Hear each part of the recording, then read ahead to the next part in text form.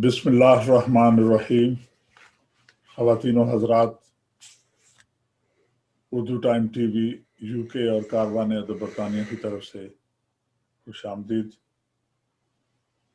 आज हम जिस प्रोग्राम को शुरू करने वाले हैं, आज का मौजू है, उससे पहले मैं अपने दोस्तों का तारुफ करवा दूं। मेरे राइट हैंड पे डॉक्टर फ़हद हसन साहब हैं और ऑनलाइन पे जनाब डॉक्टर अब्दुल करीम शकूर साहब हैं। तो आज जो मौजू है औरत मर्द से ज्यादा ज़हीन है, और आज का इस्तग़ासा है वो डॉक्टर अब्दुल करीम शकूर साहब पेश करेंगे। जनाब डॉक्टर अब्दुल करीम शकूर साहब। यानी आप चाह रहे हैं पहले मैं इब्तिदा करूं?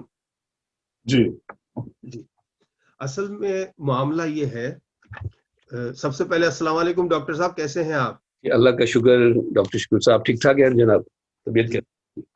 मैं ये समझता हूं कि औरत मर्द से ज्यादा ज़हीन है।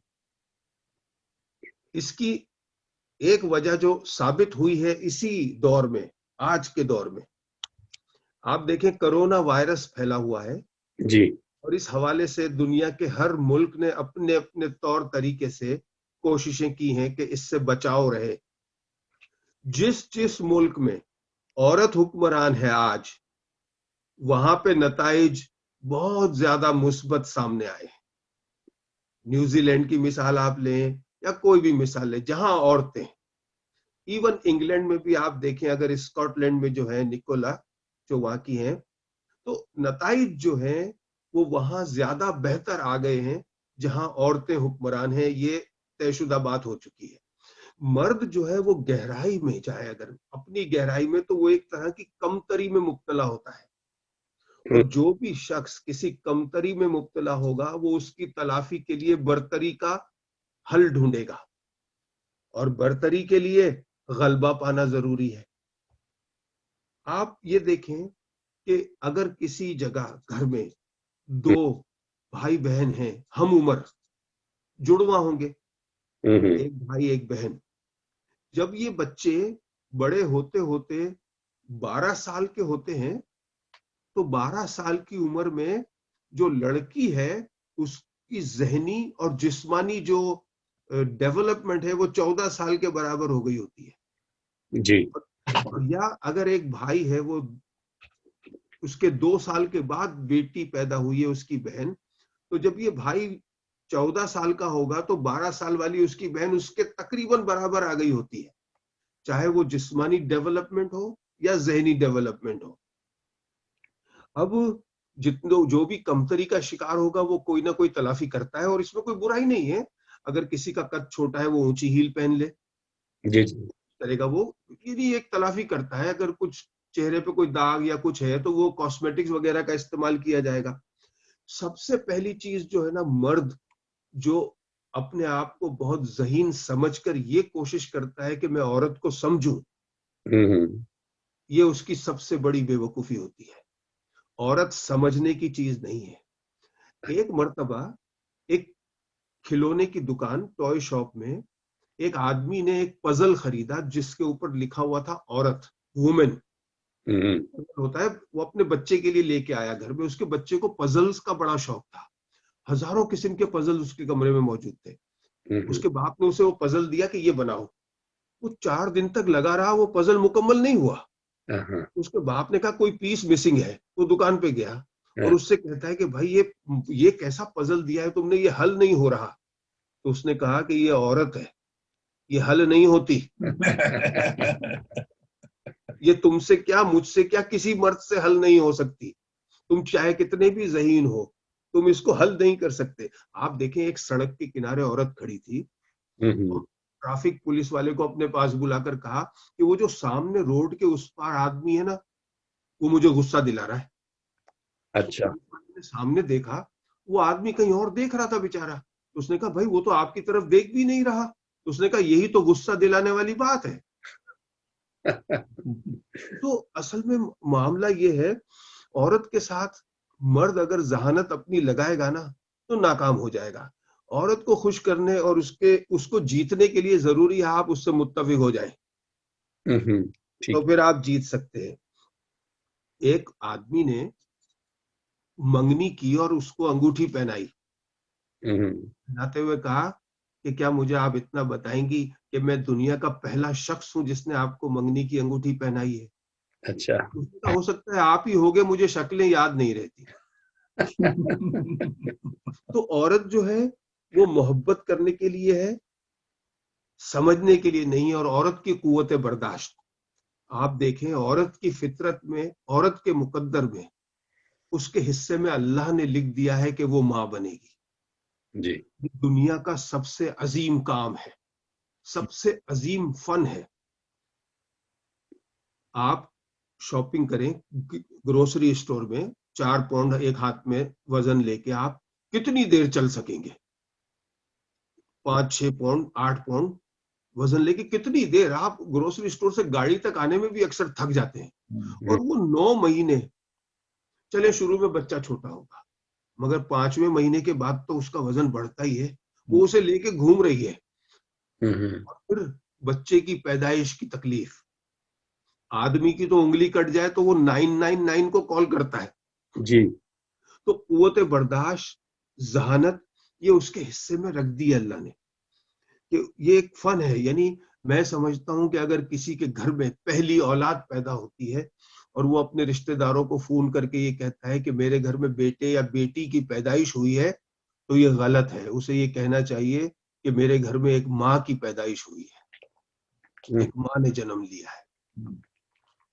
تو طے یہ ہوا ہے کہ عورت کی ذہانت آج ہی کے دور کا ثبوت ہے. جہاں عورتیں حکمران ہیں, کورونا وائرس پر قابو پا لیا گیا اس بہتر طریقے سے جہاں مرد حکمران ہیں. اور مرد حکمرانوں کی حالت آپ دیکھ لیں, چاہے انگلینڈ ہو یا امریکہ ہو, اور دوسرے ممالک جہاں عورتیں حکمرانی کر رہی ہیں وہاں قدرے بہت بہتر حالات پیدا ہوئے. تو ذہانت, قوت برداشت, اس میں یہ سمجھتا ہوں کہ عورت جو ہے وہ ماں ہے, گود ہے, گہوارہ ہے, وہ قبر نہیں بن سکتی. جی. اب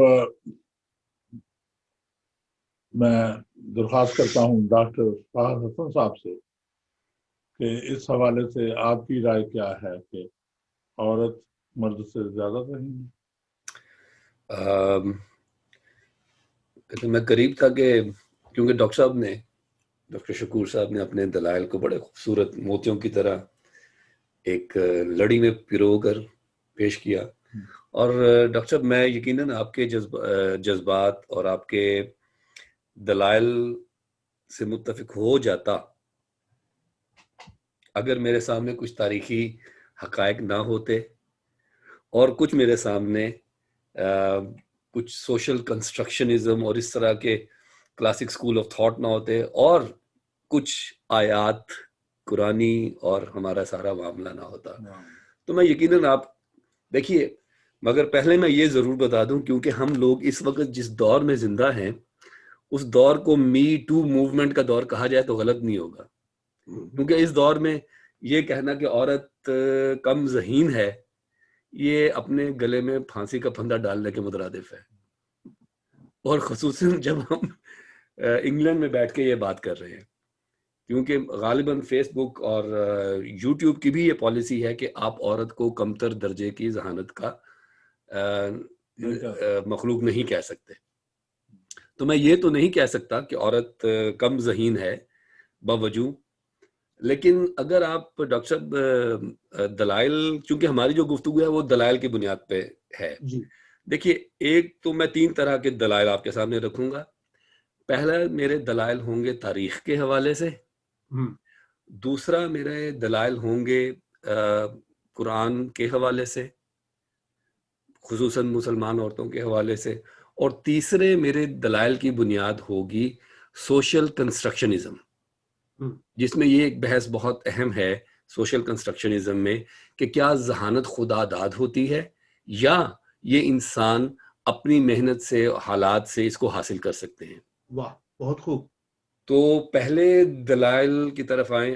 مجھے اس بات میں کوئی شک نہیں ہے اور میں بالکل اس بات سے 100% ایگری کرتا ہوں کہ حالیہ دور میں گزشتہ 100 سال میں عورتوں نے یقیناً اپنی ذہانت کا بہت لوہا منوایا ہے.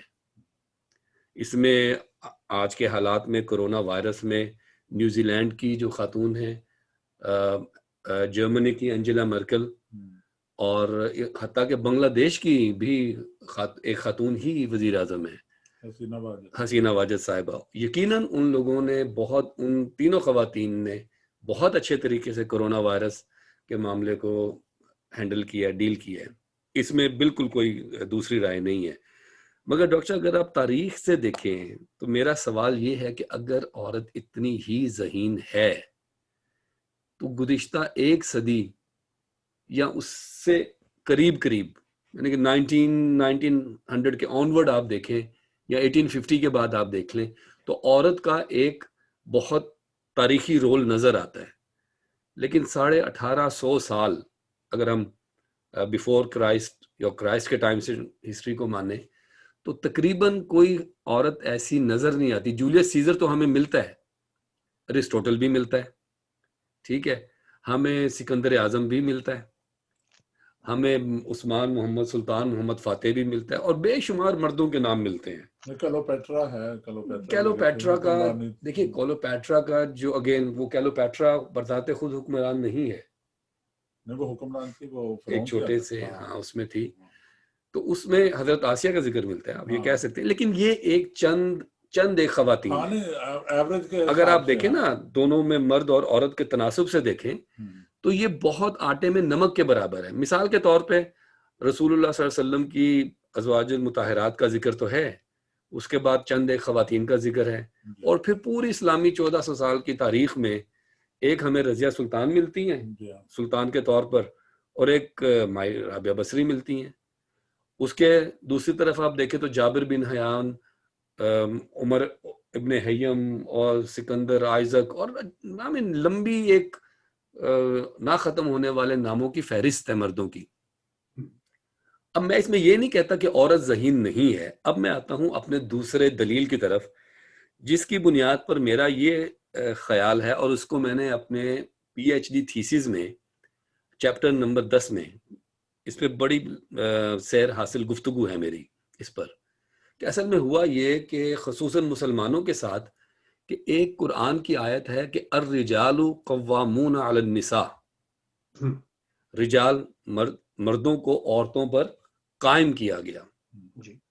اس کی جب انٹرپریٹیشن کی شیونسٹک پوائنٹ آف ویو سے یا پرسپیکٹو سے، تو اس شیونسٹک پرسپیکٹو میں تقریباً 1400 سال تک یا 1350 سال تک تو یقیناً ہم نے عورتوں کو مین سٹریم لائف سے باہر کر دیا.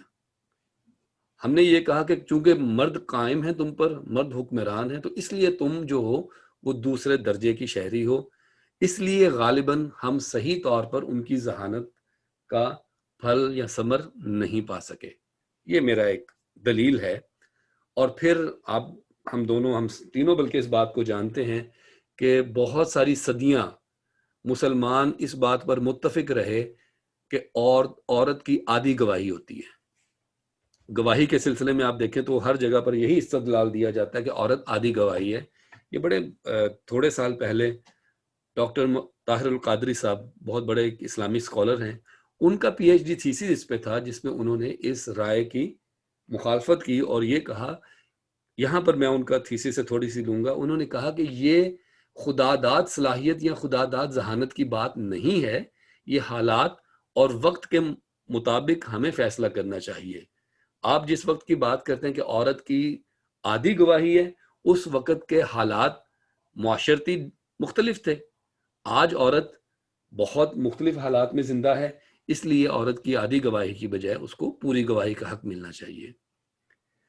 یہ میری دلیل ڈاکٹر صاحب. اب تیسرے دلیل کی طرف آتی ہے جس میں یہ کہا گیا کہ سوشل کنسٹرکشنزم، چونکہ میں تھوڑا سا سوشل کنسٹرکشنزم کی طرف زیادہ راغب ہوں، اس میں یہ کہا جاتا ہے کہ انسان بنیادی طور پر اپنے حالات، واقعات اور اس کو جو زندگی میں مواقع ملتے ہیں اس کی بنیاد پر اپنی ذہانت کو حاصل کرتا ہے. اس میں خداداد ذہانت کا بہت تھوڑا اثر ہے. اور اس کی دلیل اگر آپ دیکھیں تو پچھلے 100 سال میں عورت کو کھل کر مواقع ملے. پورے طور پر عورت کو موقع ملا کہ وہ تعلیم حاصل کر سکے. ورنہ آپ اور میں جس ملک میں بیٹھے ہیں، صابر صاحب بھی جانتے ہیں، یہاں پینڈل کا پورا ایک علاقہ ہے جس میں عورتوں کو اس پاداش میں چڑیل کہہ کر، وچ کہہ کر زندہ جلا دیا جاتا تھا کہ وہ پڑھنا لکھنا جانتی ہیں. صحیح بات. یہ وہی آپ والی بات بڑی ہوتی ہے. آپ کو جو دلیل ہے کہ مرد نے اپنی برتری کی خاطر عورت کو بہت ساری صدیاں مین سٹریم لائن سے، حتیٰ کہ تعلیم سے بھی دور رکھا. ہاں، اب جب عورت کو موقع ملا ہے تو وہ اپنی صلاحیتوں کا برملا اظہار کر رہی ہے. اس میں کوئی میں دوسری تو اصل بات یہ ہے کہ کیا ہم عورت اور مرد دونوں انسان ہیں، کیا ہم ابھی اس مقام پر پہنچے ہیں کہ ہم ان دونوں کو، عورت اور مرد کو، برابری کے مواقع عطا کریں، ان دونوں کو برابر موقع ملے کہ وہ اپنی پرسنل ڈیولپمنٹ کر سکیں، اپنی سوشل ڈیولپمنٹ کر سکیں اور اپنی کیریئر ڈیولپمنٹ کر سکیں. یقین مانیے کہ میں ابھی اپنا جو میرا تھیسس کمپلیٹ کیا ہے، چاہے وہ سفید عورت ہے، وائٹ وومن ہے، یا پاکستانی وومن ہے، اب میری اسٹڈی اور بہت سی بے شمار ایسی ریسرچ ہیں جو یہ ثابت کرتی ہیں کہ عورت کو دونوں کارگار حیات کو چلانا اپنے لیے بہت مشکل ثابت ہوتا ہے. کیونکہ عورت آج بھی ماں کی جو رول ہے، ماں کا جو رول ہے وہ بہت زیادہ ہے بچے کی زندگی میں. اس لیے بہت سی عورتیں، بے شمار عورتیں ایسی ہیں جو اپنے مدرہڈ کے رول کو اپنانے کے لیے، اس کو مکمل کرنے کے لیے اپنے کیریئر کو کم درجے پہ رکھتی ہیں. صحیح. قربانی ہے، میں ان کی قربانی ہے.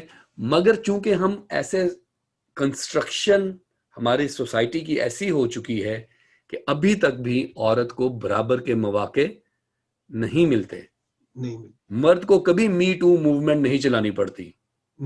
مرد کو کبھی یہ نہیں کہنا پڑتا کہ میں بھی برابر کا انسان ہوں. عورت کو محض اس بات پہ کہ بھائی میں انسان ہوں اور آپ میرے ساتھ سوشل ہیراسمنٹ یا سیکشل ہیراسمنٹ مت کریں، یہ کہنے کے لیے عورت کو ایک موومنٹ چلانا پڑتی ہے، تب جا کے کوئی اس بات کو مانتا ہے کہ ہاں تم انسان ہو. برابری تو بھی بہت دور کا سفر ہے. تو جہاں تک آپ نے قوت برداشت کا، یہ عورت کی، اب میں تھوڑا سا میں نے ہلکی بات کر، اس میں مزاح میں بات کر رہا ہوں کہ یہ عورت ہی کی قوت برداشت ہے کہ 1800 سال تک وہ یہ برداشت کرتی رہی کہ اس کو برابری کے حقوق نہیں ملے. صحیح. 1900 سال تک برداشت کرتے رہنا اور پھر کہ می ٹو موومنٹ چلانی، یہ اس بات کی دلیل ہے کہ اس میں قوت برداشت تو بہرحال زیادہ ہے. اور اگر آپ اجازت دیں تو غالباً میں کوئی، یہ میرے کرٹیسزم نہیں ہے، لیکن آپ آج بھی دیکھیں تو شاید بہت سے مسلمان ممالک میں بہت سی عورتوں کو اس طرح کے مواقع حاصل نہیں ہیں جو مردوں کو حاصل ہیں. تو حضور ذہانت کی بنیاد تو مواقعوں پر ہے. ٹھیک ہے، آپ کی ڈیولپمنٹ کے جو آپ کو حالات ملتے ہیں ان پر ہے. اگر ہم وہ حالات ہی مہیا نہیں کرتے تو یہ الزام عورت پہ تو بہرحال نہیں آتا کہ وہ مرد کی نسبت زیادہ بہتر صلاحیتوں کا اظہار نہیں کر سکی. لیکن بہرحال اگر آپ پراپر کنسٹرکشنسٹ منطق کے طور پہ دیکھیں، دلیل کے طور پہ دیکھیں، تو چونکہ مرد کو زیادہ مواقع ملے، چونکہ مرد کو زیادہ بہتر حالات ملے، اس لیے مرد نے بنسبت عورتوں کے ذہانت کا زیادہ حصہ لے لیا.